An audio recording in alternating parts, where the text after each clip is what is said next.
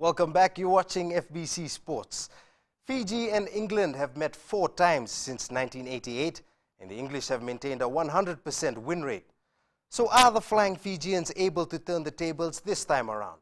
Shelvin Chand talked to assistant coach Alifereti Modelutu on Fiji's chances against the Rugby Giants.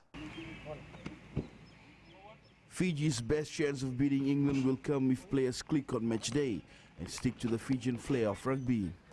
But most of the time we just work on this week is our defense, because we know they're going to come direct to us. So no, our first up defense is going to be there, and as soon as we get the ball, we try to use our outside and inside centers, to play out wide. The players bound for Europe are the best players Fiji has, and according to the coaches, they have faith in them. We select these boys to represent Fiji, so we trust them. So when we got there, now it's going to be another story.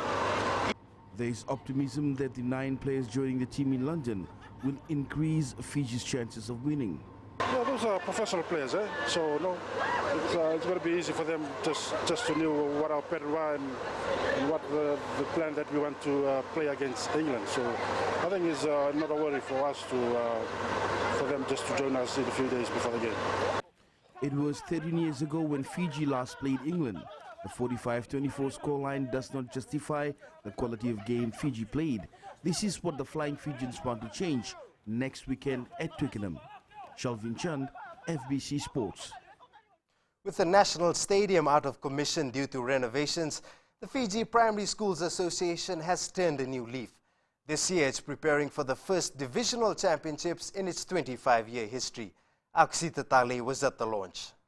The FMF Chow Games have played a great part in developing our young athletes to rising stars, and FBSAA Secretary Patrick Bauer says it's about time they host divisional meets. We've looked at our games as an opportunity for the children to take their skills further, meet at the national finals and go back home the better for it and the better able to serve their communities as later senior citizens of our country. These are expected to be very competitive games, having its focus on physical education development. It will be one of the biggest school sporting events in history for the Western Division, as it will cater for one of the biggest number of participating districts. We have a total of 146 schools confirmed to take part of the games, represent the various districts, and 6 districts starting from Ra Nandarivatu, Ba, Lautoka, Nandi, Nandronga, Navosa confirmed as district participants. The FMF Limited presented a $60,000 sponsorship for the tournament. All districts are energetically preparing for the finals, and it will be difficult to decide which districts will successfully win their respective divisional championship. The games kick off in the Western and Northern Division on the 16th and 17th, and in the Central Division on the 16th of this month at the Suva Grammar School grounds. Aksita Tale, FBC Sports. The Fiji Football Association Board of Control meets this weekend with the recent court's IDC debacle at the top of the agenda. The IDC final was abandoned and later awarded to Suva, and Fiji FA will decide if there is any further action to be taken against Ba. Also decided will be the venues of the 3 major tournaments for next year. Meanwhile, the first leg of the promotion-relegation series between Tavua and Tailevunai Tasiri is set to be played at Gavi Park this Sunday. And it was yet another epic encounter in the Capital One Cup as Chelsea beat Manchester United 5-4 this morning.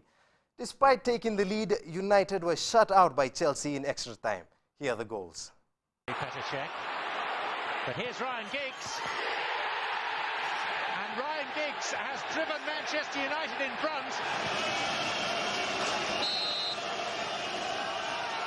Off his long run, finds the Baton corner. David Luiz levels matters up.